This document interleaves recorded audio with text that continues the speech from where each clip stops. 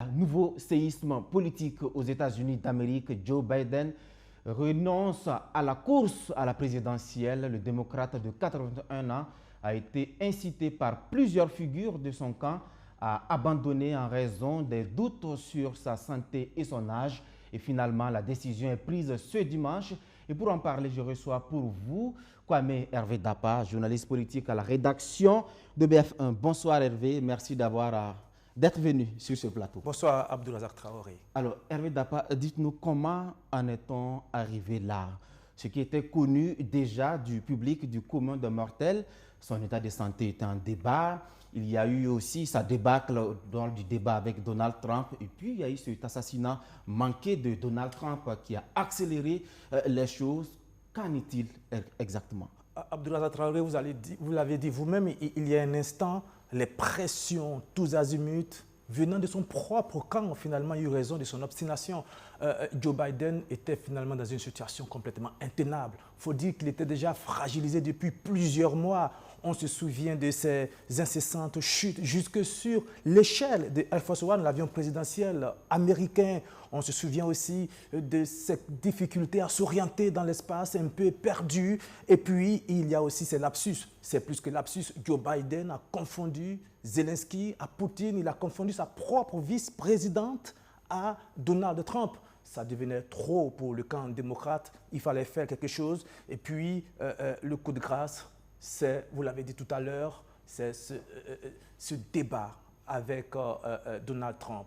Un débat complètement catastrophique. À un moment donné, il avait des absences parfois figées comme ça dans le temps. C'était presque gênant. Au début, après ce débat, il y a eu des soutiens un peu officiels du clan Clinton, du clan Obama. Mais au fur et à mesure que les jours passaient, on sentait que derrière, ça poussait George Clooney, un dieu du Parti démocrate qui mobilisait beaucoup d'argent pour Biden, a dit ouvertement qu'il fallait qu'il se retire. Et puis, progressivement, on sentait que ça commençait à devenir difficile. Dernièrement, il a été atteint de Covid-19. Et puis, il a dit dans un communiqué que si la médecine décelait un mal qui l'empêcherait d'être candidat, il allait se raviser. On sentait que c'était déjà le champ des signes. Pour ce grand homme politique américain, il a 81 ans. Abdourazak Traoré, il a passé 50 ans dans la vie politique américaine. Son premier poste majeur dans la vie politique, c'était en 1972. Il avait 29 ans. Il a été élu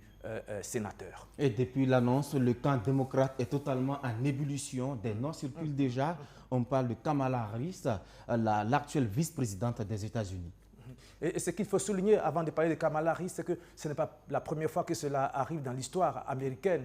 En 1968, il y avait déjà Lyndon Johnson qui avait aussi abandonné, mais c'était un peu plus tôt, lors des primaires, de son parti, un peu plus tôt. Mais abandonné à 3 mois, 4 mois de l'élection présidentielle, c'est la première fois que ça arrive dans la vie politique américaine. Vous parlez de Kamala Harris. Oui, Kamala Harris, elle n'est pas encore la candidate désignée du Parti démocrate. Elle est pressentie comme candidate du Parti démocrate. Elle a déjà énormément de soutien quand même. Elle a eu le soutien de plus de 500 délégués démocrates qui l'ont soutenue. Elle a eu le soutien de Biden lui-même. Elle a eu aussi le soutien du camp Clinton, Hillary et Bill. Mais attention, il y a les Obama qui ne l'ont pas encore soutenu officiellement, qui hésitent. Et puis il y a Nancy Pelosi. Vous connaissez Nancy Pelosi avec toute son envergure, qui n'a pas encore soutenu officiellement Kamala Harris. Oui, mais qui a encore... le soutien moral est important. Absolument, c'est important. Mais si elle était choisie, est-ce qu'elle avait des chances de gagner face à Donald Trump? C'est ça la grande question. C'est ça la grande question. Pour l'instant, les sondages le donnent un peu 50-50 au coude à coude. Ça varie en fonction, mais il va falloir attendre les jours à venir pour que les sondages soient beaucoup plus précis. Mais Kamala Harris, son histoire est simple. Elle a 59 ans. Elle a 59 ans, elle est née en Californie. Son père est d'origine jamaïcaine, économiste, et puis sa mère est d'origine indienne, médecin. C'est le rêve américain. Mais ce rêve-là, elle n'arrive pas, et le clan démocrate n'arrive pas à le vendre pour sa vie politique. C'est un peu difficile. Et ça sera peut-être le rôle du Parti démocrate si elle était choisie. Et puis, peut-être qu'elle finira par être choisie parce que si on va aux primaires démocrates, c'est pour du 19 au 22 août prochain, si je ne me trompe pas, et qu'on doit faire des votes, on va venir encore à des campagnes et puis on va se serrer les cols politiquement. Ça risque de créer trop de grabuge et de diviser le parti. On n'a plus le temps. Il reste 4 mois seulement. Il faut rameuter toute la base démocrate et aller à l'élection. Kamala Harris, peut-être que c'est le meilleur cheval du Parti démocrate. Elle a ses atouts. Elle a ses atouts. Vous l'avez dit notamment, elle a déjà quelques soutiens qui sont là. Et puis, elle a une force de caractère. Elle est née, je vous l'ai dit, elle a 59 ans. C'est une grande actrice de la vie judiciaire américaine. Elle a été la première femme et la première noire à diriger les services judiciaires de l'État de Californie. Elle a été procureure générale. Et elle a cette force de caractère-là. Et puis, peut-être que ça va marcher. Mais elle a aussi quelques casseroles. Il faut dire qu'en tant que vice-présidente, elle a des difficultés. Elle a eu beaucoup de difficultés à se faire voir. Elle a été très absente. On l'a mis sur le dossier de l'immigration. Elle a fait un bid complètement à ce niveau-là. Elle a essayé de revenir sur le devant de la scène avec le dossier sur l'IVG, où elle a pu mobiliser un certain nombre de femmes.